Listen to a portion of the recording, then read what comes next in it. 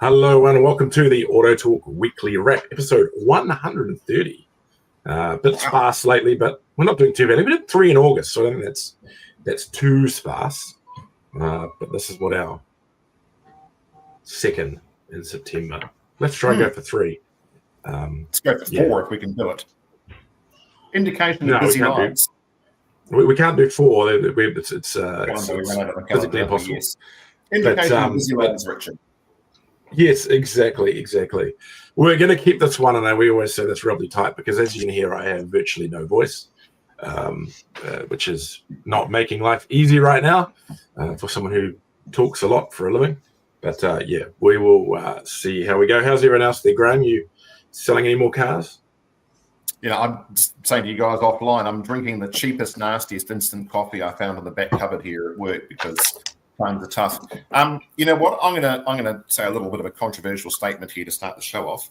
I think the used vehicle industry in New Zealand right now, the used vehicle industry is in crisis. And I know that's a term that's been bandied around many times in political circles for all sorts of things. I genuinely think it's reached crisis point in terms of sales, the number of sales required to support the current infrastructure out there, whether it's shipping, logistics, port services, transport, all the different things that sit behind the front face of a dealership. We've reached that critical mass in terms of numbers that are making it really tough. And there's been a lot of difficulties and businesses facing some very tough decisions over the last month. I am not hearing any good news stories from anybody I speak to. Someone's selling cars somewhere. The numbers aren't zero, but the model as we used to know it appears to be broken. Yeah. Yes, it's not good. I mean, will it turn is the question. I think the interesting thing was yesterday this announcement that the economy is shrinking from the government, and now we're hearing murmurs that teasers this morning that there's a new Reserve Bank governor coming very quickly. I'm not sure if they're going to fix the used car market, but I think we're going to see whoever the incoming governor is provide a very short, sharp jolt to the market. They're talking about a 0.5% cut to the OCR potentially next month. I wouldn't be surprised if they do an emergency and went quicker. It's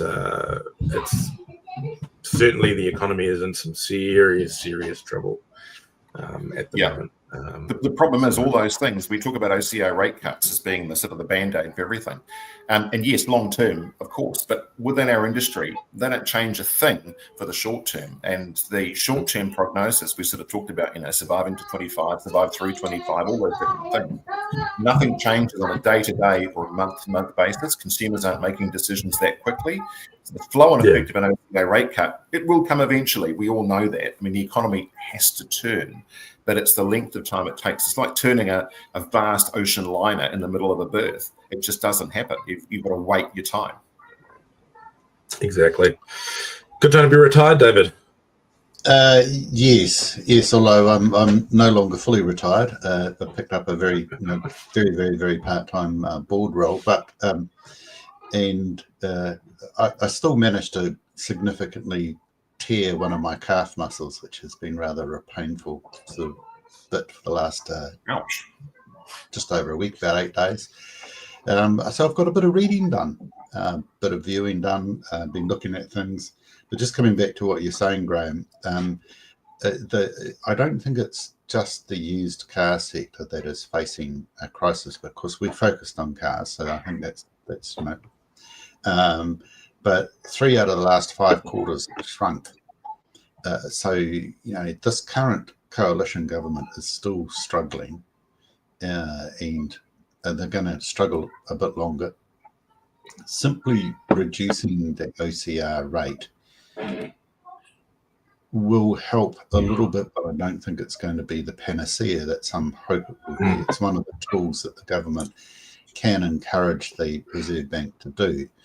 But let's face it, Trump's tariffs have got far-reaching ripples on the global economy.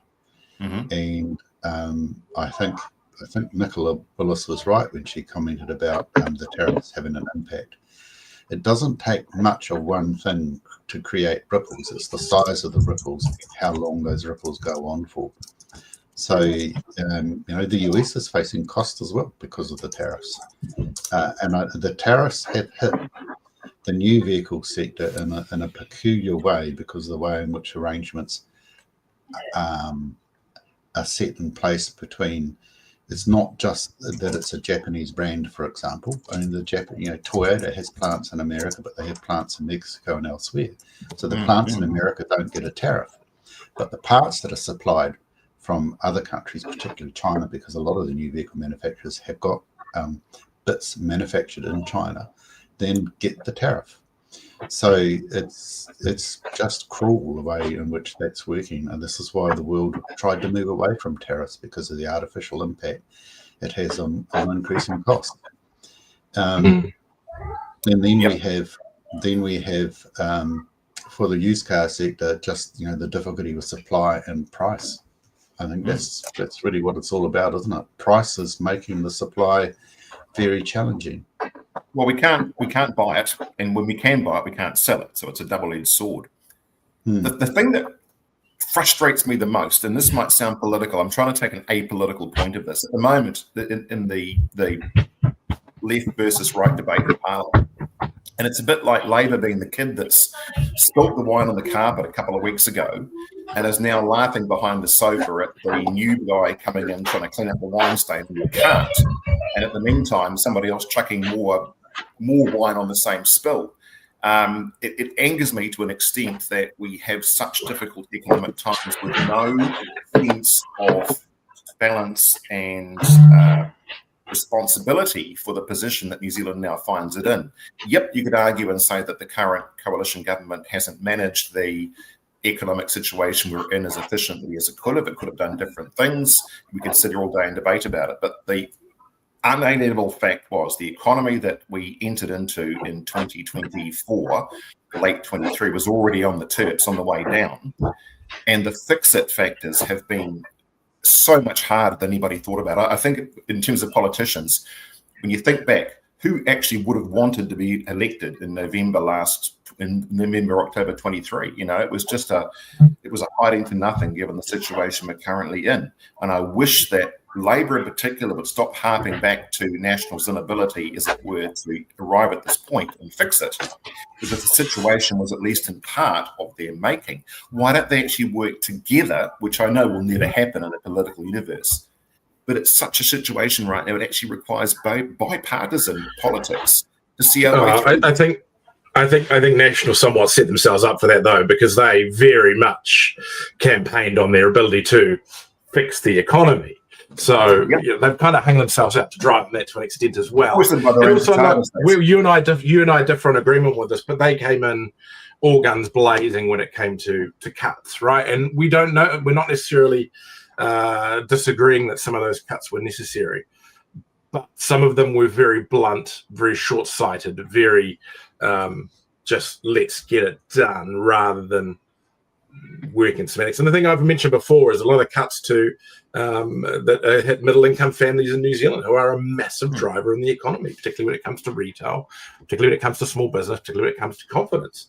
They were very blunt, and they gained the economy very little in regards to savings or structural change, but they had a massive confidence hit on the economy.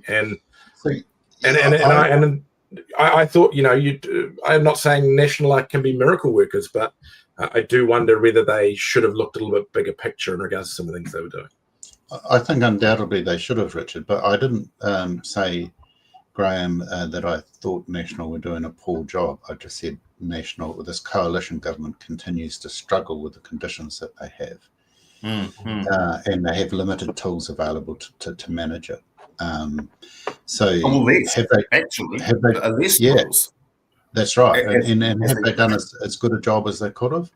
Well, some people probably say yes, some people will say no, it's a moot point. But one thing certainly is true, and the older I get, the more frustrated I become, is the lack of bipartisanship on some of the key issues and the politicization of key issues for political gain. And, politicians ought to be aware of this because they see it happening time and time and time again.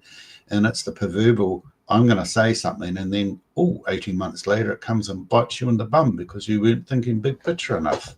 That's Richard's point. And I agree, Richard. no matter what the hue of the government is, they have the ability to set themselves up to fail time after time after time. And I think the New Zealand public's getting sick of it. Yep. There's a downstream to this too, in terms of business confidence. We talk about business confidence as being this little magic number projected on a screen. But if you are thinking about reinvesting or growing a business in a certain sector, and you've got uncertainty about government policy going forward on a 3-year yin-yang cycle, which it appears to be what we have right now, how confident are you right now in investing in change that may be cut off under your feet? And the automotive sector is an interesting one, because we look at the EV sector in particular. We talked about it a lot, about the changes that government policy has had around the sale of electric vehicles in New Zealand, potentially hybrid vehicles, the electrification of the fleet, all those different things. They have been subject to this roller coaster cycle of government policy from different incoming, outgoing governments that's had a direct commercial effect on our sector. And if you're sitting there right now thinking, what should I invest in the next 1, 2, 3, 5 years, it makes it really difficult to actually plan with any degree of common sense as to what the market will look like given manipulation. Now I'm gonna say something controversial here on that. Let's shift onto that a little bit and read between some lines. Now, we had and I'm not sure if we covered it actually, or whether I put it up on this one. Let me see if I can pull it up. But I think we might have covered the last one. Of course, we had the MIA come out with comments in regards to the government's change in the clean car standard. And if you read between the lines on that, the suggestion is that their ending line is that this can't just be a supply side mechanism. There needs to be from the other side as well, to summarize what they said. So we're talking about all this stuff chopping and changing, is that maybe the government should have just run in and chopped the clean car discount. They should have actually gone and fixed the systems rather than just chopping them. At least we would have had consistency of regulation. Yeah, I think Amy has a point there. And certainly, as I was retiring, before in that, I think these are comments both there and MIA said when the clean car discount was being set up, established, and then put in place, is that it was always viewed as a temporary intervention. It was always viewed that it was going to phase out, but the timing of phasing it out should have been probably in 2025 to 2026, not in 2023 and beginning of 24 when they suddenly cut it after the election. So it should have been phased out over a period of years to enable that transition period, and that it wasn't has created this very difficult marketing environment for both used and new vehicles. And it's kind of strange, and I've commented on this at times. I used to do a little bit of thinking about the use of economic instruments for environmental change. I mean, that was one of the areas that I was professionally interested in. So a clean car discount, having an incentive that was visible, directly available to the consumer to see how it affects, can have a significant impact. But it surprised me just how many people bought cars under a clean car discount, even though the price is much the same as it is now without the clean car discount. Yet the behaviour has changed. And I think that's the point that the politicians haven't realised, is that people do respond to signals, even though sometimes those signals price-wise aren't that rational when you think it through on a dollar-for-dollar basis. So yeah, I think Amy has a bit of a point there, that should have been transitioned out. So I agree with you, Richard. Yeah. It's an interesting one.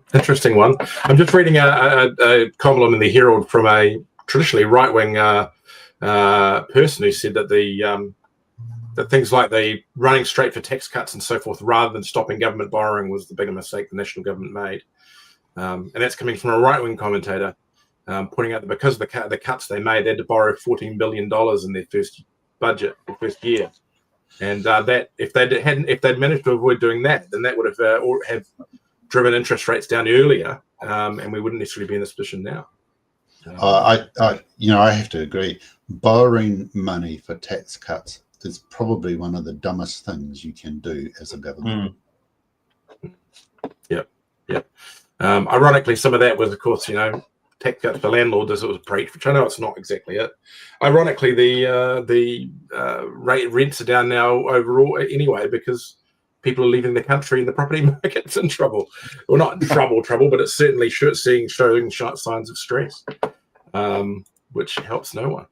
Anyway. Anywho. Let's move on to something a little bit lighter before we get into the news, now that we've discussed the economy. I put a lot of content out online, of course. Dozens and dozens of articles a month, videos, all sorts of stuff like that. I've just had my biggest post pretty much ever. And it was yesterday, and it was over a cup of Coke Zero. I don't know if you guys have seen this on LinkedIn this morning. I missed this. I may have went a bit viral yesterday, and I'm waiting for the mainstream media to call for a lazy story. I've always had a little bit of a bugbear when I'm flying in New Zealand, in that if I order a beer, I get a full can of beer. If I ask for a Coke Zero, I get a miserly little plastic cup poured from a can that I've got to share with 3 other people on the flight. How is that fair? And I know this is a first world problem, but I found it hilarious that why can't I just have the can? Why are they wasting plastic cups, breaking up the can between people, when they could just make their customers happy by giving them the damn can? Did you ask for the can? So here's the question, because a lot of people have, is that a lot of people have asked it on the post, is that I did. And initially she said, and this has happened twice now, because I usually ask for the can, I don't think we have enough. And then they fuss around, and then eventually they go, okay, here you go, have the can. And that's happened a couple of times for me now, doing that. So I do ask for the can. It's not about... I got a can. I flew home from Sydney to Auckland on Tuesday night on the red eye, and I asked for the can, and they gave me the can. Thank you. Yes, you are. It doesn't always happen that way, but I just find it interesting that they're not even biodegradable plastic cups, and I thought Air New Zealand was wanting to be all clean and green for something that burns hundreds of tons of jet fuel a week. It's an interesting one. But anyway, the topic is irrelevant. It's just I find it hilarious that for all the work I do, that I go viral for this thing. And when I say go viral, I mean, where are we at? 126,000 impressions since what would have been 5 o'clock New Zealand time yesterday. 300 people have liked it, 80 comments, including, and I think this is the one reason why it went a little bit viral, one from Air New Zealand, who agreed with my point. It's never our intention to leave a customer thirsty. Well, the team always attempts to make the flight as enjoyable and homely as possible. You've raised a fair question. We appreciate it. I'm reading it. There's a non-answer if ever I saw one. But anyway, I find it hilarious to think that is what I finally go viral for, is a miserly pour of Coke Zero on an Air New Zealand aircraft. You're a Mr. Beast mode here, Richard. That's the next step for you, is Mr. Beast. Mr. Beast of New Zealand, because you've complained on Air New Zealand's page about your can of Coke. I got a can of Coke. I asked nicely, and I was only sitting in regular A321. I wasn't Gold Elite. When they came through for their next pass, I got the can of Coke. But yeah, it's just anyway, I found it hilarious. On to something not quite so hilarious. I was just going to say, Richard, we're about to go to Vietnam in a few weeks, and we're flying Air New Zealand. Thank you for resolving the issue for me. Yeah, really. I'm not sure it's resolved. Go for the can, David. I'm not sure it's resolved. Anyway, let's keep going, because we're 20 minutes on what I wanted to be a half-hour show. Prominent dealer sentenced for a $400,000 EV rebate fraud. A Dunedin businessman who tried to pull off $400,000 electric vehicle rebate scam has been sentenced to home detention. Hamish Ian Gardine, former owner of HVS Motors, appeared. They say former owner of HVS Motors. He's there, and it's owned by his wife. So you guys decide if he's the former owner or not. Appeared in the Dunedin District Court this afternoon after earlier pleading guilty to using a document to obtain pecuniary advantage. Charge of carrying a maximum penalty of 7 years in prison. Everyone's read the story, Richard. It must surely have ticked all the boxes by now. Thousands of you read this story. So yeah, I mean, based to sum it up, he landed and registered 119 leafs, applied for the rebates on them, got paid one, and then the NZTA said, hang on, what's going on here? He shipped 45 of them to Hobart and 45 of them a month later, all to Australia, and was still claiming the rebates on the cars. That was the central point, as far as I could make it out. There were two issues with this. One was that he applied for 114 or 118 vehicles as demonstrators, effectively, which was one red flag. But the second red flag part of the process was that he re-exported the majority of those vehicles. Almost, you could argue the same as he was putting the application into ECA for your rebate. He was also in the process of re-exporting the vehicles. There was an intent, as I understand it, there was potentially an intent to defraud by the application of applying for the rebate while automatically also exporting the vehicles. These two things happen concurrently, as I understand it. Not just that there were a lot of vehicles applying. There was a lot of thought that went into the design of the system by NZTA at the time, with a lot of support from VIA and the Motor Industry Association. And both associations were concerned about the ability of the system to be gamed. Yeah. And I think it's fair to say that it wasn't just a concern that the used car sector would game it. It was a concern that it would be gamed by those who could think through the process. I know from my days as an official, we used to have the saying called the 30-second rule. So every time we developed, as officials for the government, policy on regs or rules, we used to ask ourselves to try and test them before. How long would it take somebody to think of a workaround? This particular fraud, though, was thought about. It was recognised right up front, and NZTA. He got paid one before they clicked to it. Yeah, but I mean, the NZTA. I'm surprised it took as long as it did to come, and I suspect, with absolutely no foundation here, so this is just me opining and having probably an unsubstantiated view. I suspect that this is not the full story, but it is the story that they could prosecute on, and I suspect it's not the only case. Okay, well, let's just be clear here, guys, that that what is in front of us at the moment is what he has been charged and convicted of. Let's just be clear on that. Yep. That is your opinion, David, but we don't. Auto Media Group doesn't have evidence in front of us of that. I will say a couple of other things, Loretta, as we carry on. Firstly, the NZTA has issued a warning to dealers over this, and just they've really pointed out that they're on the ball with this, I think, and they are looking for these cases, and I think this won't be the last of them. I suspect one of the reasons why it's taken so long, and she could take this as a good thing, or whether people can read into what it is. He had incredible legal representation on this. He was represented by one of New Zealand's most experienced and highest level regulatory issue barristers in the form of Mei Chen. And she's done work for some significant businesses within the trade. It's not hard for people to go and look at that. It surprised me a little bit that she was acting on a case for a dealer down in Dunedin. Though I do think she does have links to Dunedin. But I would take a wild guess that she is a big part of how he's managed to get through this. The case was parked and suppressed for a period of time to allow him to exit the business. Again, I wouldn't call what, and we'll see if there's further evidence comes forward, what we're seeing at the moment is necessarily an exit from the business. It's a very interesting case, some very interesting players. I think also the NZTA warning, as much as it is now in front of dealers, is a day late and a dollar short.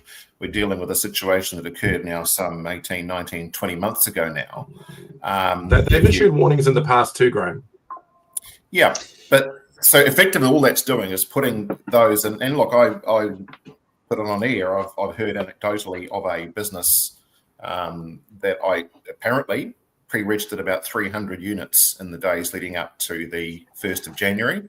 I have no solid evidence in that, apart from I have a good reason to believe the people that told me that particular number.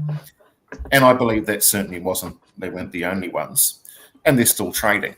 So the question is whether the warning is enough to those businesses involved now looking down the barrel and saying it's time to liquidate and it's time to find a new business, what degree of limited liability protection they have. I don't know. So the warning's interesting. And to an extent, I would almost say that the warning was good prior to, but if you've already committed that particular act of claiming rebates on hundreds of vehicles, all it's doing is giving you a very clear sign that the justice is coming your way, potentially. I think the warning by the NZTA is just a reminder that they're still working on cases. And again, I'm just speculating here. I'm reading between the lines.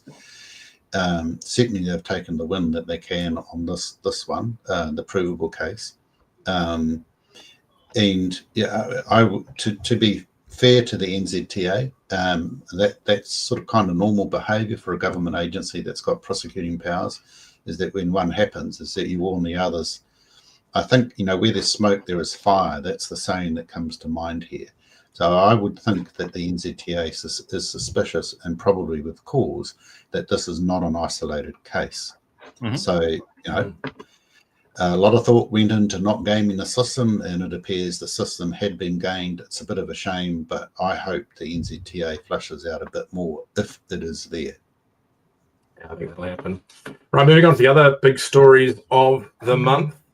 The Auckland dealership Vehicle Direct be placed into liquidation owing millions. Auckland used car dealership Vehicle Direct and two associated companies gone to liquidation in receivership, leaving creditors owed more than $5.7 million. The company's Vehicle Direct Limited, Auto Trading Limited, and Auto Compliance Repairs were placed into liquidation on September 4 by special resolution of the shareholder director Mohammed Wasim. Westpac is the largest secured creditor with claims of over $3.1 million across three entities. Other secured lenders include BizCat, Heartland Bank, and a whole pile of other people. According to the report, the company faced sustained financial pressures, including an inability to recover costs, liabilities from guarantees, and challenging economic conditions. Rising operating costs, increased competition, and a lack of sales with the dealership without sufficient working capital. That's not the only one. We also have Hamilton Dealer Vans Motors collapsing after what they call compliance delays. Hamilton Car Dealership Vans Motors Limited has gone to liquidation after falling behind on loan repayments, with its owner blaming delays in getting imported vehicles road legal. Director Vancliffe Casanillo said cars ordered from Japan were stuck in limbo because they did not immediately meet local regulations. If the cars don't meet regulations, you can't actually sell it, he said, noting that customers often went elsewhere during the delays. He said the company fell 4 months behind repayments to Blackbird Finance. The company was placed in receivership on June 4, with Blackbird appointing Benjamin Francis and Gary Wimp of Blacklock Rose. So another one there. I would question the reason for that one. I think if the cars are held up, that's going to come down to a choice of what he was importing, as opposed to, by and large, Graham, are you getting a huge amount of your cars held up at the border? Compliance right now, there is such amount of capacity in the compliance industry. Vehicle comes off the boat, they shove it in the line. Look, we use one of Auckland's largest compliance centres, and there are very few delays indeed. It's a pretty smooth, quick process. And from all the other shops that I hear of, again, the issue isn't how quickly they can get cars through. Can they get enough cars through to actually pay the wage bill for the guys that are standing around waiting for them? So, and that's been ongoing for quite some time now. You're right.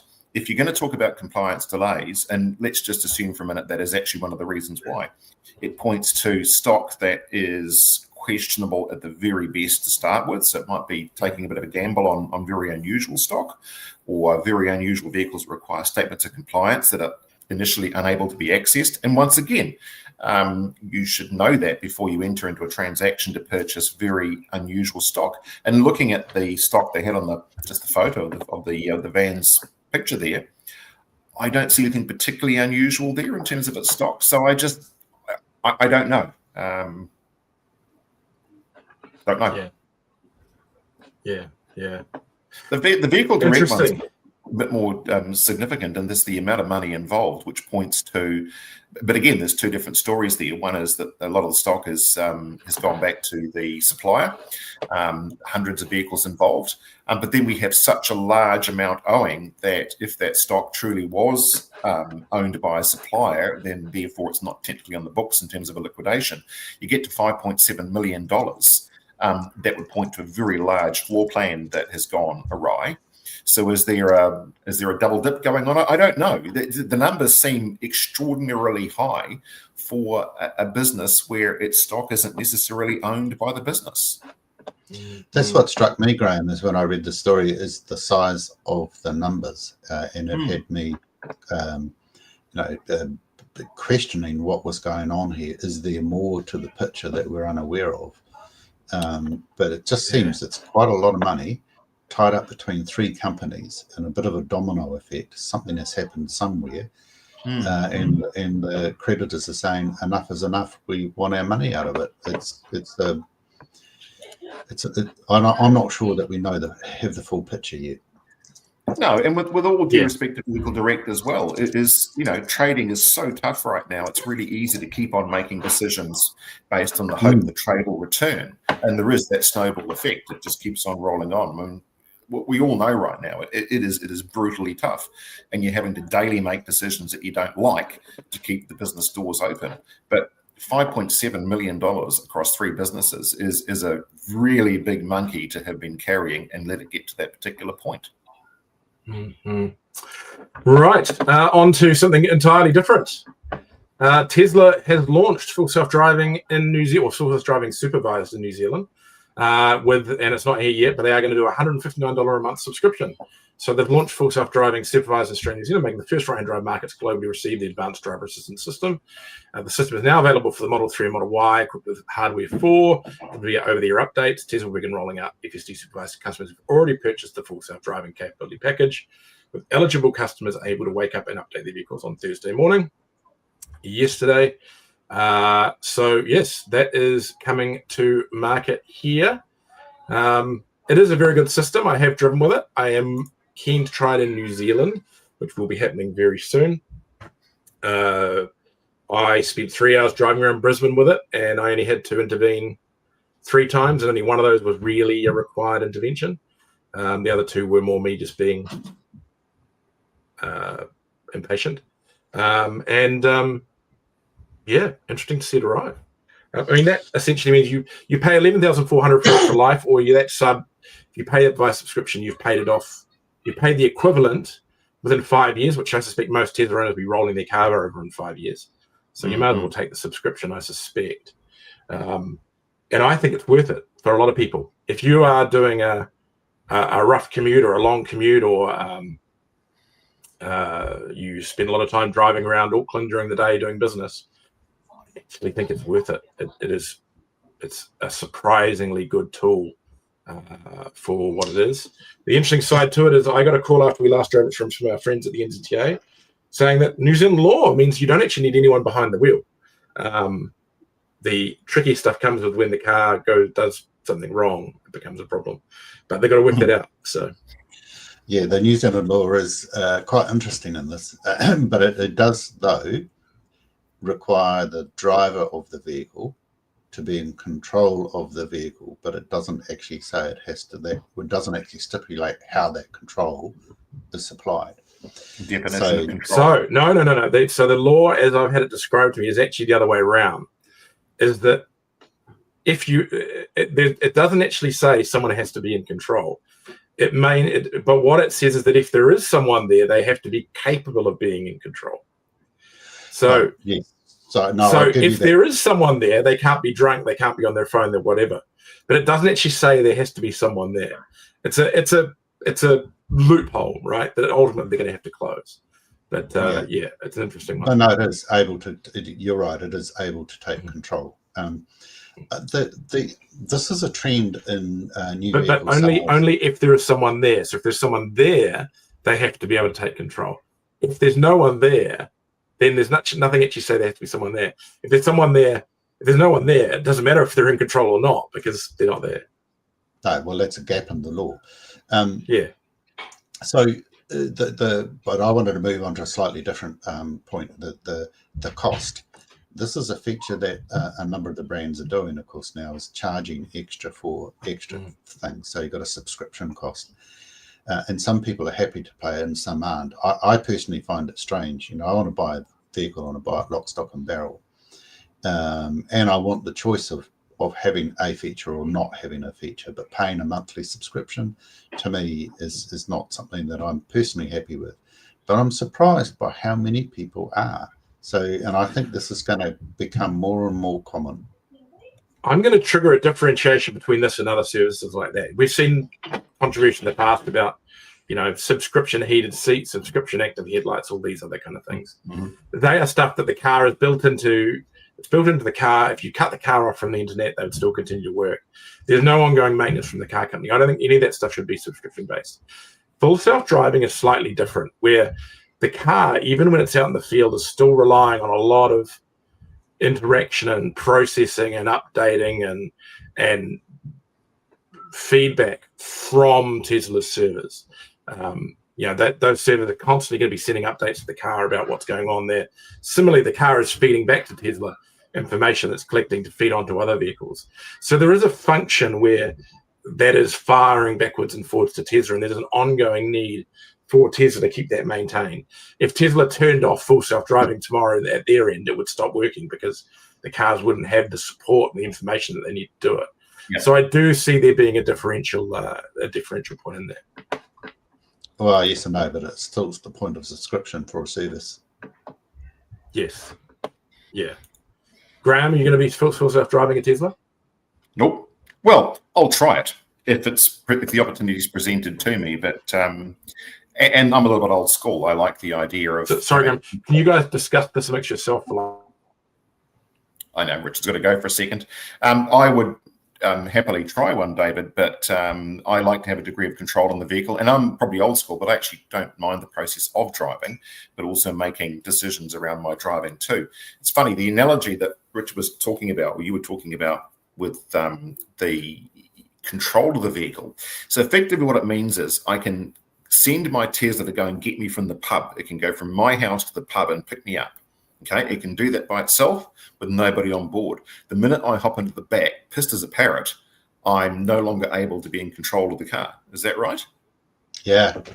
No, you've hit a point. I mean, the law, as it is currently written, wasn't written envisaging this type of vehicle capability. Officials have known about it for some time. I mean, they've been debating this type of capability since 2012, 2014. I went to seminars where all of this was just the rage stuff. So they had time to amend it. But you're right, that is a consequence. Would I try self-driving? To be fair, when I do long trips, so if I drove to Auckland, I get onto the motorway in Wellington, and it's quite a stretch on the motorway, and then from Cambridge is the motorway all to Auckland. Those are the areas that I would probably switch to self-drive. But in other areas, I probably wouldn't, because I kind of like the driving. So if I'm driving country roads, twisty roads, I like the feel, I like the challenge. But if you're doing a daily commute on a boring route, I can really see the attraction of this and kind of like it. But you're right. So, Richard, the point he was saying, well, the way the law works. I was listening to you guys. Yeah, I totally agree. It's a weird one like that. It can bring the car to the pub, but can't drive you home. I actually see this as a real potentially a boon for accessibility, particularly for older drivers. And I know that's weird because it is quite a complex technology, but I think once they get around it, like for example, my mother-in-law, in fact, my mother, neither of them like driving at night.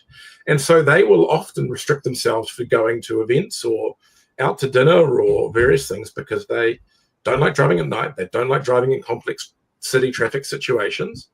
I see this as being a potential massive boon for them, and that this takes so much of the pressure out of doing those things. Or in 2014, I went to a seminar. I was asked to speak about the technology that was coming into vehicles, and Michael Woodhouse was there. And so I spoke about all of the various things that were coming. And I think I started by saying I didn't think in my lifetime I would see autonomous driving, but I now believe it is possible. And I went through the technology, but I finished off by saying that one of the benefits of this is that it increases that whole area of accessibility. It is particularly useful for the impaired and for the elderly, who often feel that they can't interact in society in the way that they would like. This is a technology that will help them do that. So I think there are a lot of upsides for it, and it's going to really help.